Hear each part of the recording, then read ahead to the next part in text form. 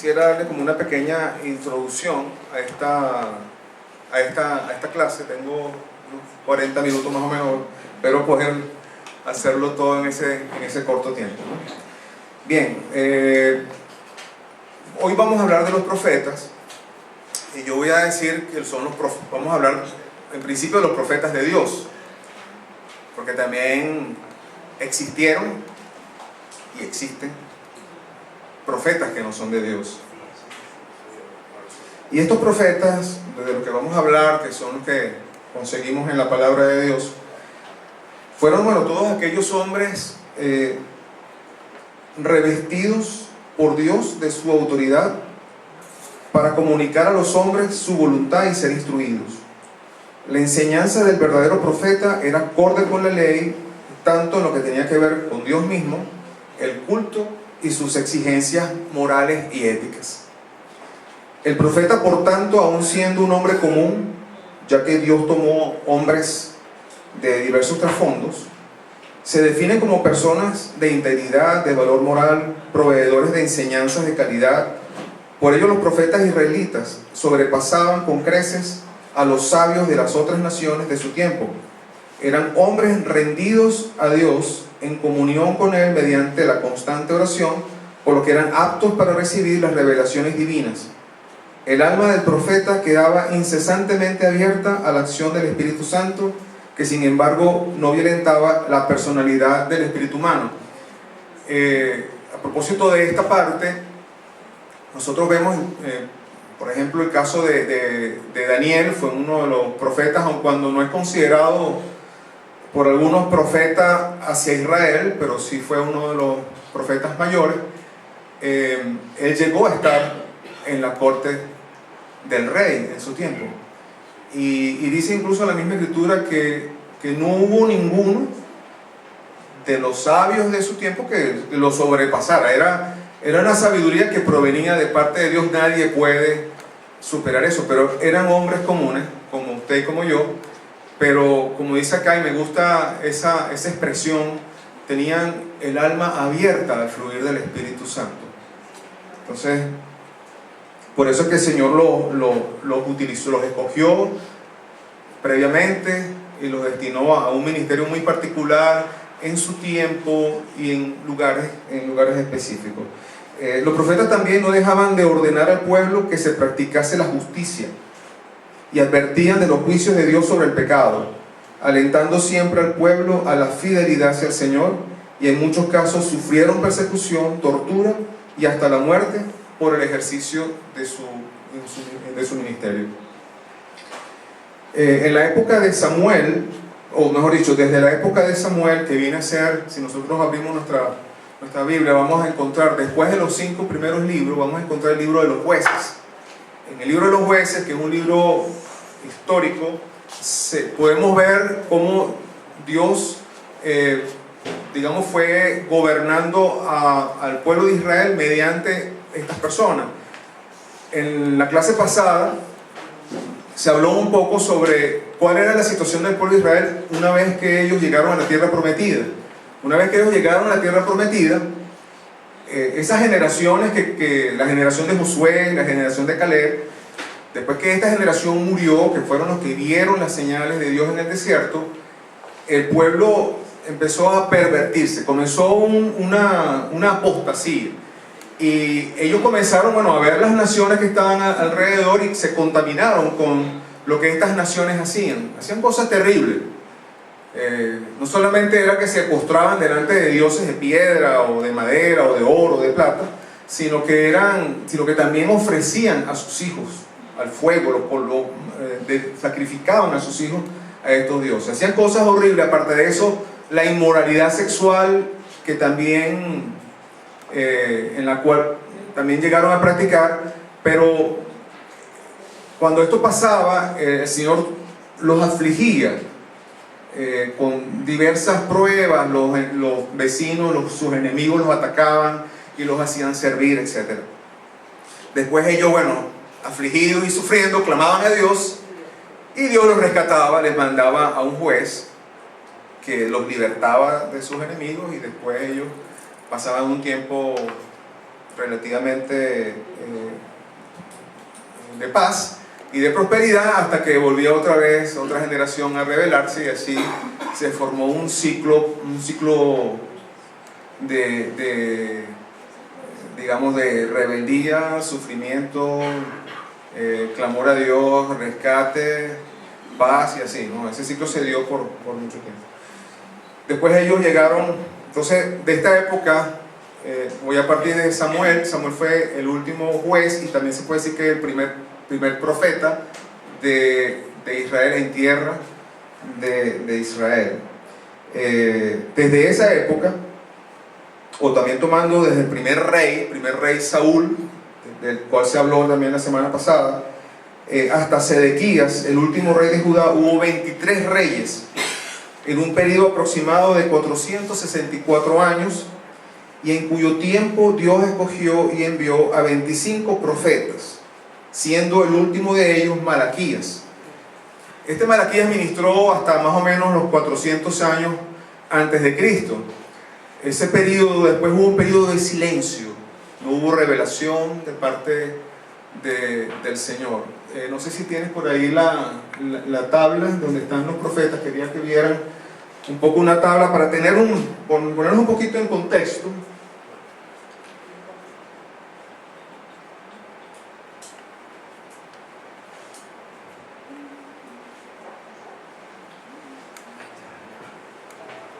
A ver si se puede poner un poquito, solamente en la primera página.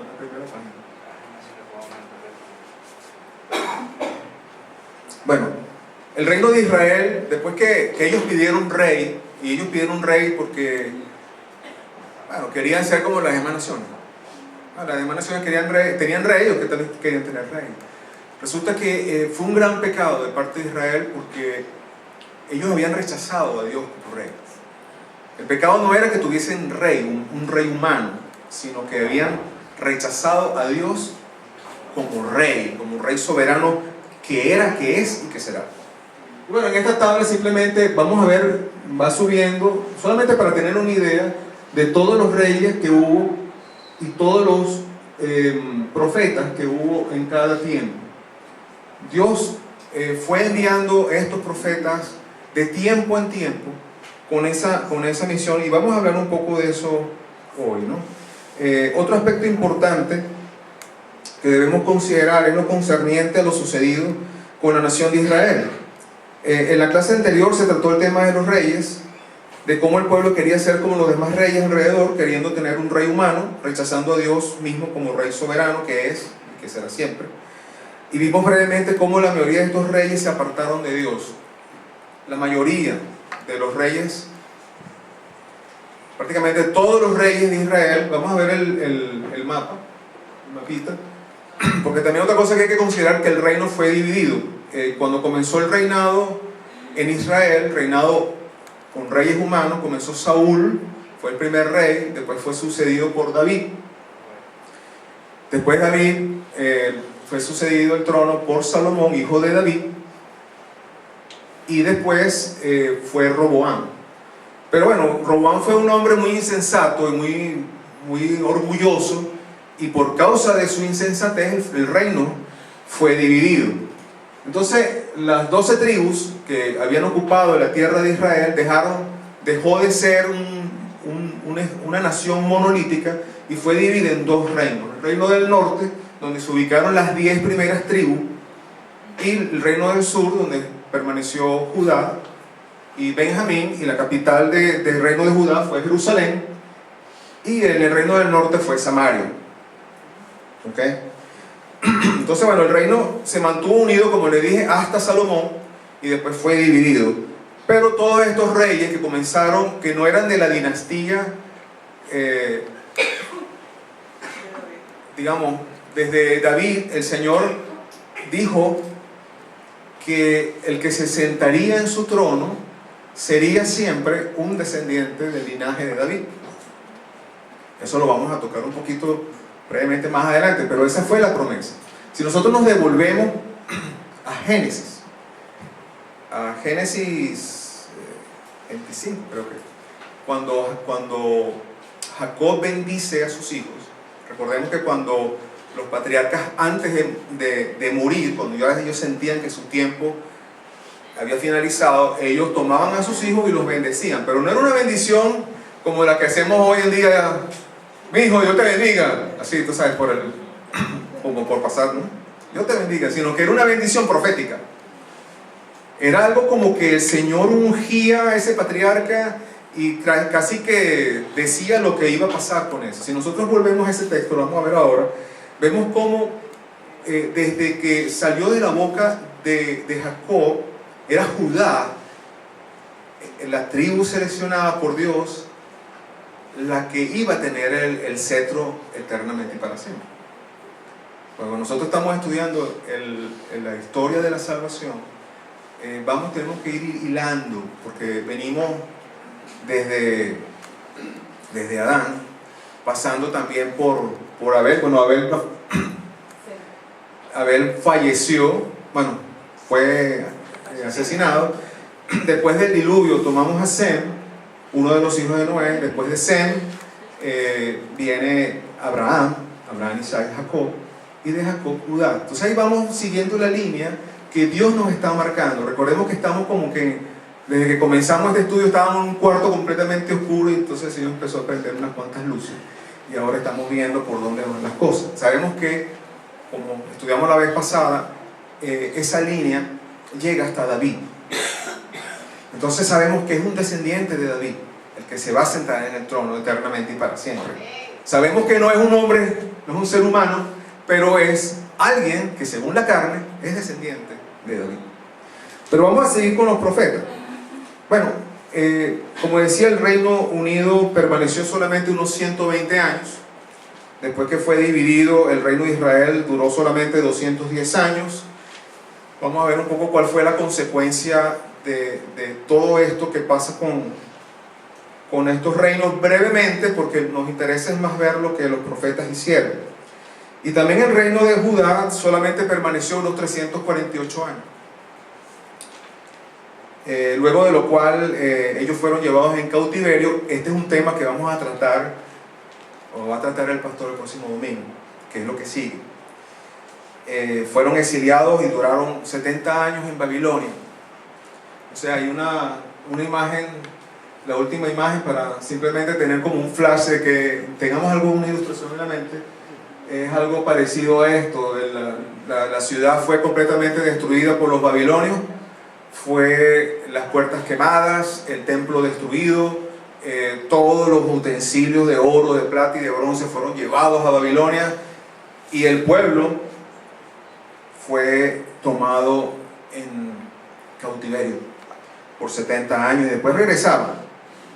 Ok, entonces ya con esta pequeña introducción nos ubicamos ahora en los profetas. ¿Qué propósito tuvo Dios para enviar a los profetas? Bueno, una de las primeras razones era porque el pueblo necesitaba siempre una voz de enseñanza que viniese de parte de Dios. El pueblo necesitaba realmente que le recordasen muchas cosas, que tuviese siempre una palabra de parte de Dios que lo pudiese devolver al carril, porque era como que muy fácil que se descarrilara. Entonces, por ejemplo, en el caso de Samuel decía: en cuanto a mí, los que toman nota de las citas, yo voy a leer varias citas, digo la cita, la nota y después la leo, para que no pierdan tiempo buscando. Dice en 1 Samuel 12, 21 al 25: en cuanto a mí, ciertamente no pecaré contra el Señor al dejar de orar por ustedes, y seguiré enseñando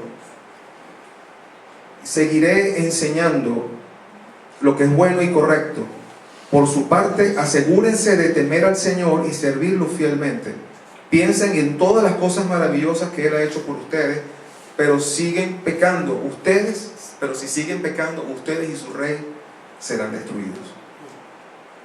Otra palabra que tiene que ver con esta misión de enseñanza también la tuvo mucho el profeta, todos los profetas, pero voy a simplemente traer alguno que otro texto con el que podamos ver esto. Dice: oíd palabra de Jehová que ha hablado sobre vosotros, oh casa de Israel.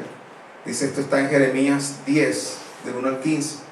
Dice, así dijo Jehová, no aprendáis el camino de las naciones, ni de las señales del cielo tengáis temor, aunque las naciones las teman, porque las costumbres de los pueblos son vanidad, porque leño del bosque cortaron, obra de manos de artífice con buril, con plata y oro lo adornan, con clavos y martillo lo afirman, para que no se mueva. Derechos están como palmeras y no hablan, son llevados porque no pueden andar. No tengáis temor de ellos, porque ni pueden hacer mal, ni para hacer bien tienen poder. Y ahí sigue la palabra. Entonces, una de las cosas con las cuales el pueblo de Israel tropezó muchísimo fue precisamente con el tema de la idolatría. Pues los pueblos que quedaron alrededor, después de la conquista, recordemos que ellos llegaron a la tierra de Israel. Esa tierra fue entregada de parte del Señor a ellos. Pero no se crean que ellos ganaron la tierra de Israel cuando llegaron de Egipto, de recorrer 40 años en el desierto. Mire, señores, señores cananeos, yo soy de la tierra de Israel, así que por favor váyanse. No fue así, hermano. Ellos tuvieron que conquistar la tierra. O sea, hubo un esfuerzo también. La batalla estaba ganada de antemano, pero tuvieron que pelear. Algo parecido, ¿no? A lo que nosotros también tenemos. Pero entonces ellos tropezaron muchísimo con este tema de los ídolos, porque los pueblos alrededor estaban plagados de idolatría. Y claro, si nosotros nos regresamos también a la ley, a lo que el Señor les enseñó, por eso que era muy importante la parte didáctica del profeta, que les recordaba la ley. Ellos tenían que ser una nación diferente. En medio de toda esa idolatría, en medio de toda esa contaminación en la que ellos estaban, ellos tenían que ser una nación diferente. Ellos tenían que más bien ser como había dicho Dios a Abraham, ser de bendición a las naciones, no ser ellos de maldición a las naciones. Otra de las cosas que ellos también, otra de las funciones que encontramos en los profetas es su obra literaria. A muchos de ellos les tocó dejar por escrito todo ese mover de su tiempo, de su ministerio y del mensaje que Dios les había dado a ellos. Eso lo vemos también, lo vemos en varias partes, pero dice, por ejemplo, en Jeremías 32, así habló Jehová, Dios de Israel, diciendo, escríbete en un libro todas las palabras que te he hablado. Una instrucción directa de parte del Señor. En Jeremías 36:2, toma un rollo de libro y escribe en él todas las palabras que te he hablado contra Israel y contra Judá y contra todas las naciones, desde el día que comencé a hablarte, desde los días de Josías hasta hoy. Son instrucciones.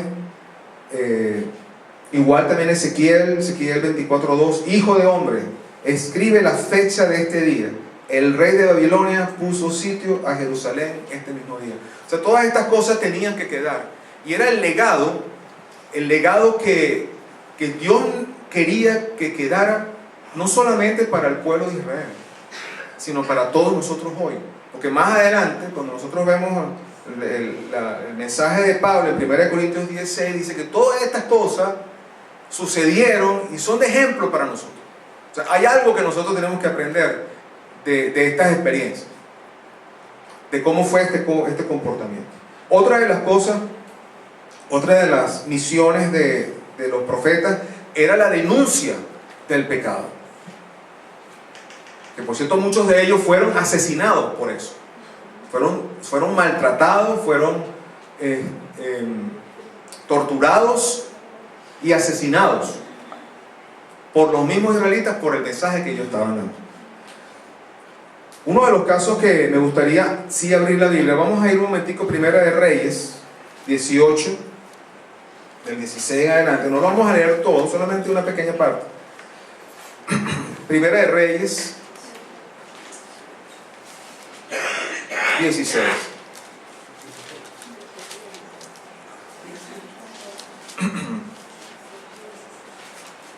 Primera de Reyes 18.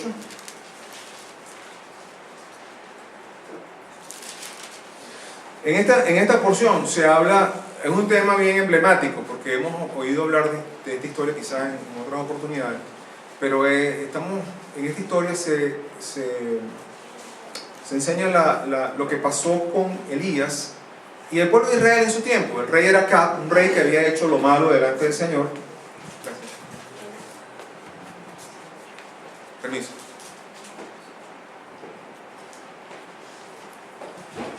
Un rey que había hecho lo malo, se había casado con una cuaima llamada Jezabel, y no era él el que gobernaba, era ella la que gobernaba. Y por causa de ella, bueno, el pueblo sufrió muchísimo. Dios mandó 3 años de sequía, no llovió en 3 años. Y después el Señor, Elías, por orden del Señor, convoca al pueblo. Convoca al pueblo, y a mí lo que me llama la atención, bueno, la historia es que convoca al pueblo y digamos que los reta a hacer un sacrificio.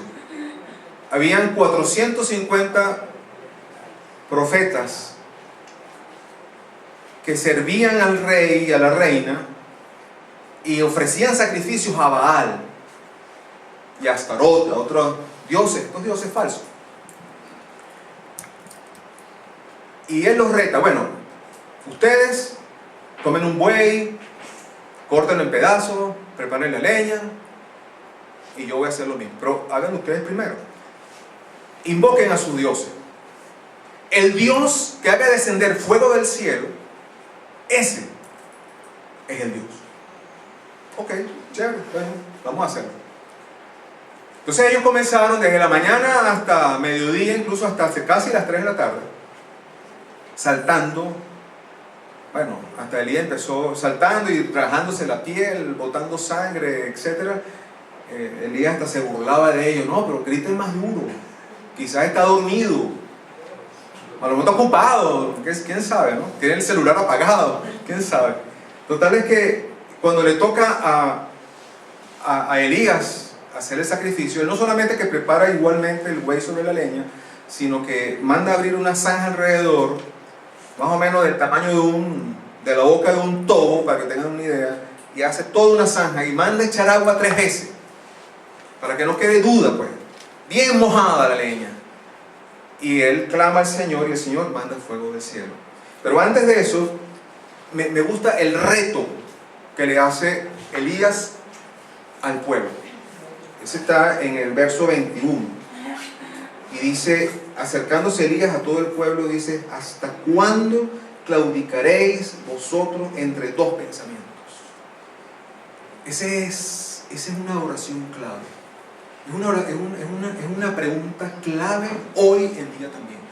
¿Hasta cuándo nosotros no vamos a creerle a Dios? Porque no tengo duda de que todos nosotros creemos en Dios. ¿Quién no cree en Dios? ¿Quién no cree en Dios? Todos creen. Hasta los impíos creen. Hasta los que no conocen. Hasta los demonios, dice la palabra, que ellos creen y tiemblan de paso. Pero es creerle a Dios. Es creerle a Él. Ok. Otros textos de la denuncia del pecado. Me gusta mucho el llamamiento de Ezequiel, que está en Ezequiel 2, del 1 al 7. Y dice de la siguiente manera: me dijo: hijo de hombre, ponte sobre tus pies y hablaré contigo. Y luego que me habló, entró el Espíritu en mí y me afirmó sobre mis pies. Y al oír al que me hablaba, me dijo: hijo de hombre, yo te envío a los hijos de Israel, a gentes rebeldes que se rebelaron contra mí. Ellos y sus padres se han rebelado contra mí hasta este mismo día. Yo pues te envío a los hijos de duro rostro y de empedernido corazón, y les dirás así: así ha dicho Jehová el Señor. ¿Acaso ellos escuchen? Pero si no escucharen, porque son una casa rebelde, siempre conocerán que hubo profeta entre ellos. Y tú, hijo de hombre, no les temas, ni tengas miedo de sus palabras, porque te hallas entre zarzas y espinos, y moras con escorpiones. No tengas miedo de sus palabras, ni temas delante de ellos, porque son casa rebelde. Les hablarás pues mis palabras, escuchen o dejen de escuchar, porque son muy rebeldes. ¿Qué les parece esa descripción? Tremendo, ¿verdad?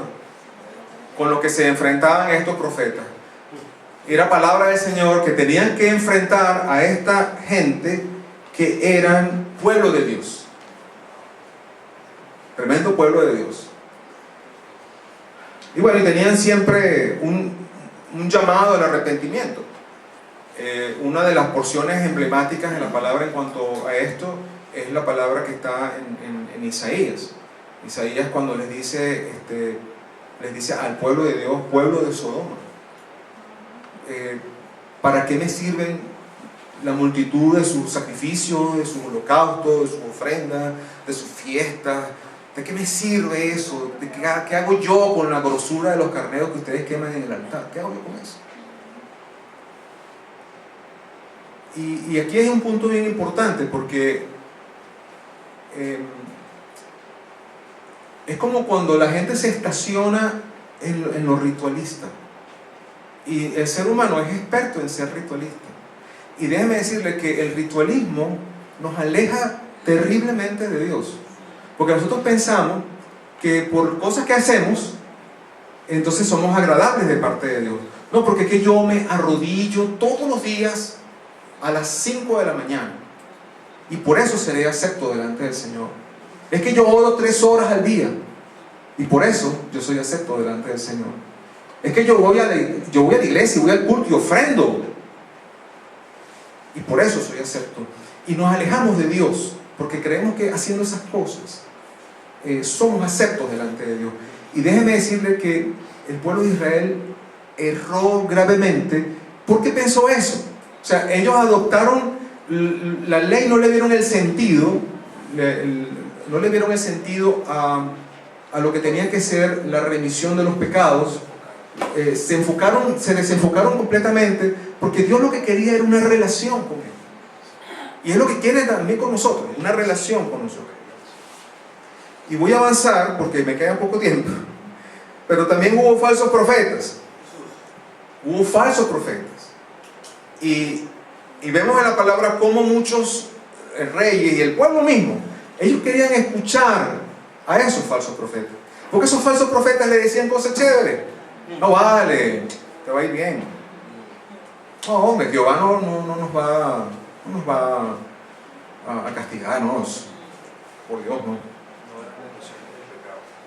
Dice en Jeremías 14, del 13 al 16, y yo dije, Señor Jehová, he aquí que los profetas dicen, no veréis espada, ni habrá hambre entre vosotros, sino que en este lugar os daré paz verdadera.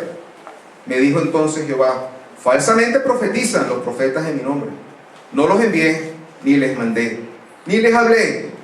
Visión mentirosa, adivinación, vanidad y engaño de su corazón os profetizan. Por tanto, os he dicho Jehová, sobre los profetas que profetizan en mi nombre, los cuales yo no envié, y que dicen, ni espada ni hambre habrá en esta tierra, con espada y con hambre serán consumidos estos profetas. Entonces, hubo falsos profetas, y también lo hay hoy. También lo hay hoy. Hay muchos que ya no se predica el evangelio correcto, sino que hay una cantidad de exposiciones de lo que quizás son temas como de autoayuda, y no se predica la palabra de Dios como debe ser. Otra de las cosas que enunciaron eran las consecuencias de la desobediencia. No solamente que enunciaran el pecado, sino también las consecuencias. Vamos a ver. Bueno, Judá, para mí el castigo más fuerte fue para Israel.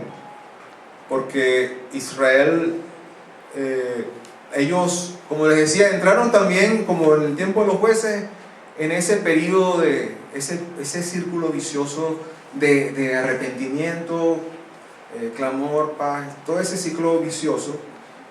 Pero en el caso de Israel, el Señor dice la palabra que los dejó de ser. Fíjense, dice en 2 de Reyes 17. Dice, bueno, pueden leer del 16 al 23, yo voy a leer solamente un versículo. Dice Jehová, el 18: por tanto se airó en gran manera contra Israel y los quitó de delante de su rostro, y no quedó sino solo la tribu de Judá. O sea, esas 10 tribus desaparecieron del mapa. Ellos no volvieron a ser nunca más lo que fueron en el tiempo cuando todavía habían reyes en Israel.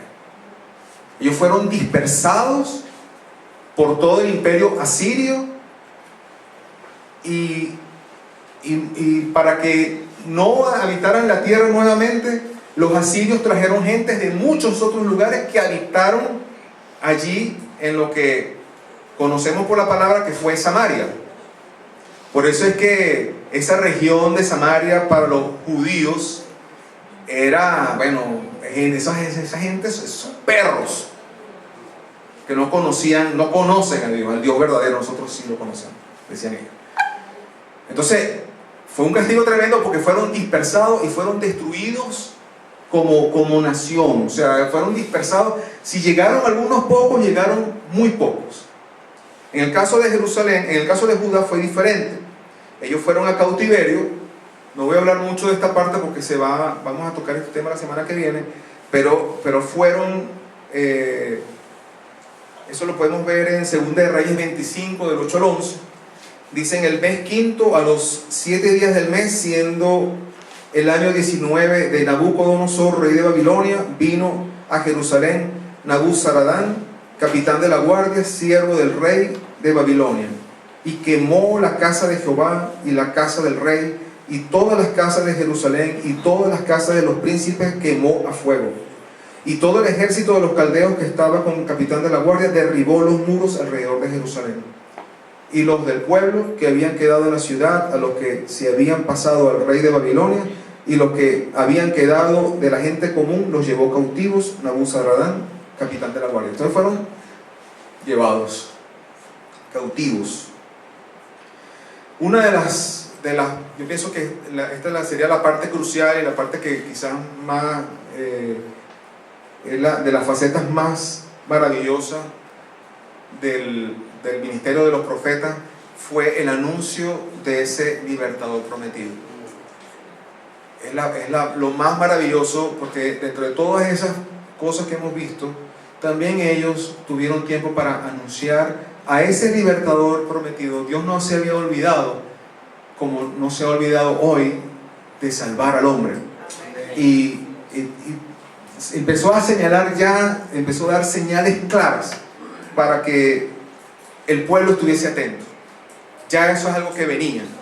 Ya no eran 2000 años hacia atrás viendo a Abraham. No, ya estaba como que más cerca, ¿no? Entonces fue una de las facetas más fascinantes de los profetas, anunciar el advenimiento del libertador prometido. Y aquí me gustaría ir a varias porciones. Con esto voy a ir cerrando. Pero vamos a partir del rey David, volviendo a David, porque es a David a quien se señala. Y en 2 de Samuel 7, del 12 al 16, dice: y cuando tus días sean cumplidos y duermas con tus padres, yo levantaré después de ti a uno de tu linaje, el cual procederá de tus entrañas, y afirmaré su reino. Él edificará casa a mi nombre, y yo afirmaré para siempre el trono de su reino. Y salto al 16: y será firmada tu casa y tu reino para siempre delante de tu rostro, y tu trono será estable eternamente. Entonces aquí hay una palabra muy clara de que estamos hablando de un rey eterno. O sea, no era un simple hombre, porque no hay un hombre que pueda sentarse en un trono que dure eternamente. Entonces la señal es muy clara, la palabra nos indica, nos señala a alguien que tenía que venir con unas características muy particulares. Después ese mensaje es desarrollado por los profetas. También en la porción que les decía de Génesis 49:10, lo voy a leer en una traducción viviente, que dice: el cetro no se apartará de Judá, ni la vara de mando de sus descendientes, hasta que venga aquel a quien le pertenece, a aquel quien todas las naciones honrarán. Entonces, ya desde Génesis, el Señor nos estaba anunciando que era de Judá, pero ya estando en tiempo de David, es descendiente de David. Ese rey que cuando sabemos que David cometió muchísimos errores, fue un hombre que Dios lo etiquetó diciendo: este hombre es conforme a mi corazón. ¿Y por qué era conforme al corazón de Dios? Bueno, lo primero es que este hombre, él sabía ubicarse él como hombre falible, como hombre que fallaba, y tenía el corazón dispuesto a arrepentirse cada vez que fallaba. Y lo segundo era que le dio a Dios el puesto que Dios se merece. Para David, el rey era él. O sea, le dio siempre ese lugar de honor. Entonces, y vamos a Isaías, porque Isaías viene a ser como el evangelista del Antiguo Testamento, porque anuncia en varias oportunidades muchas cosas. Dice en Isaías 7:14: por tanto, el Señor mismo os dará señal. He aquí que la Virgen concebirá y dará a luz un hijo, y llamará su nombre Emmanuel, que significa Dios con nosotros. Entonces ahí sigue dando el Señor señales, y nos dice también en el mismo Isaías 9, del 6 al 7: porque niño nos es dado, hijo nos es dado, y el principado sobre su hombro, y se llamará su nombre admirable, consejero, Dios fuerte, Padre eterno, príncipe de paz. Lo dilatado de su imperio y la paz no tendrá límite sobre el trono de David y sobre su reino, disponiéndolo y confirmándolo en juicio, en justicia desde ahora y para siempre. El celo de Jehová de los ejércitos hará esto. Fíjense las características de ese descendiente. No hay hombre alguno que llene esas características. No hay ningún ser humano que pueda calificar para ocupar ese trono. Sin embargo, es un descendiente de David. Interesante, ¿verdad? Seguimos adelante.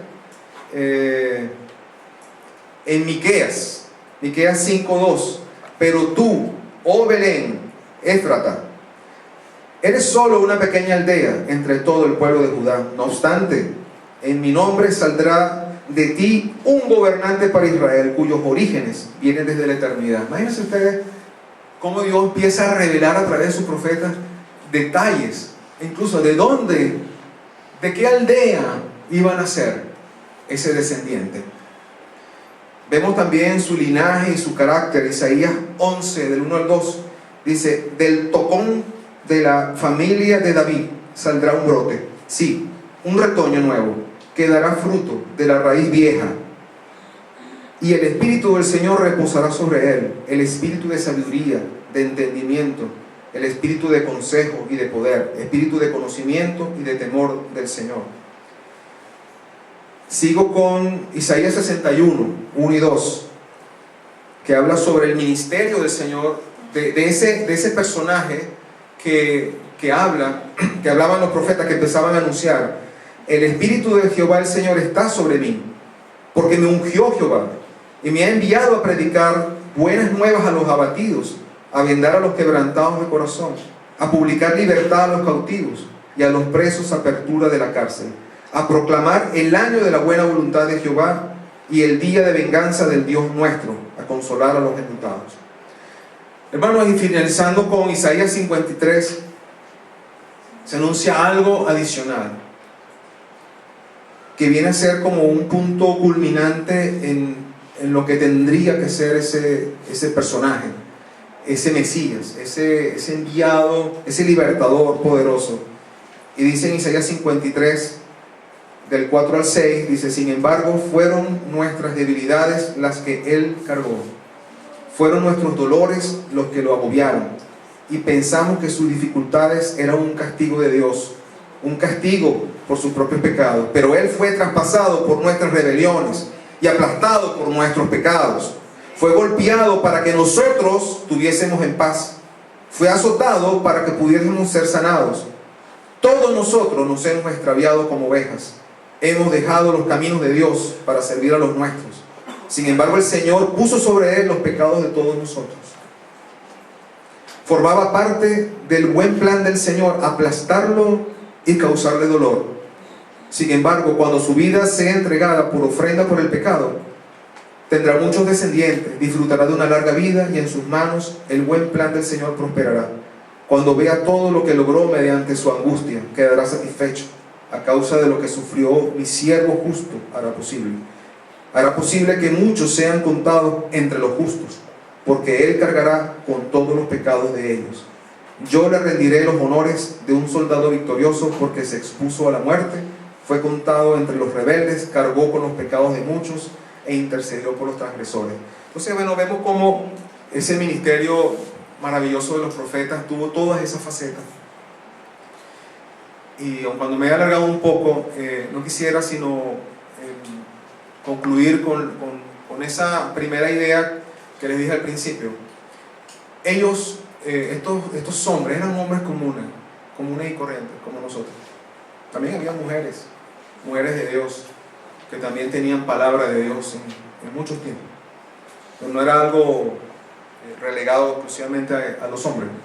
En este tiempo, Dios quiere que nosotros seamos tal como esos profetas. Tal como esos profetas que tenían su alma abierta al mover de su espíritu. Nosotros tenemos nuestros propios planes. Nosotros queremos hacer siempre lo que queremos. Pero Dios ha diseñado algo para cada uno de nosotros.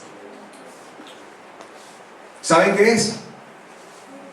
Bueno, así como estos hombres tenían su alma, no era por casualidad que tenían su alma abierta al Señor, sino que buscaban al Señor de corazón. Tenían una relación, porque eso es el otro punto culminante de todo esto. Era llevar al pueblo, la misión era llevar al pueblo a una relación de armonía. Es disfrutar de la presencia de Él.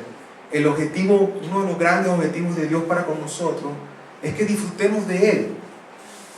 Hay un salmo, el Salmo 37 dice, deleítate a sí mismo en Jehová y Él te concederá las peticiones de tu corazón. Uno de los versículos mal interpretados por nosotros. Porque pensamos que nos deleitamos en Él, a nuestra manera por supuesto, vamos a obtener todo lo que nosotros queremos. Y no es así. Ese deleítate es deleitarse en el Señor. En Él están provistas todas nuestras necesidades. El Señor hasta los deseos de nuestro corazón nos da, sin que nosotros a veces le pidamos los deseos de nuestro corazón. Pero el objetivo es deleitarse en Él, que nos podamos deleitar en Él, que no podamos ser como ese pueblo rebelde que huye, que son como, no sé, cuando leemos estas palabras, ese pueblo de Israel que más es, bueno, y nosotros somos iguales. Ellos no hablan diferente. Seguimos siendo los mismos seres humanos. La gran ventaja para los que hemos nacido de nuevo es que tenemos su Espíritu Santo. Bueno, cierren sus ojos, vamos a orar. Padre, te damos gracias por tu palabra, gracias Señor por lo que nos enseñas. Y sí, Padre amado, por favor, trata con nosotros. No dejes de tratar con nosotros. No dejes, Padre amado, de ayudarnos a que podamos tener nuestro corazón abierto para ti. Que podamos, Señor, obedecer tu palabra, obedecer la guía de tu Espíritu, Señor. Guíanos, Padre. No dejes de hacerlo. No dejes de tener paciencia para con este pueblo. Te damos gracias, Señor, en el nombre de Jesús. Gracias.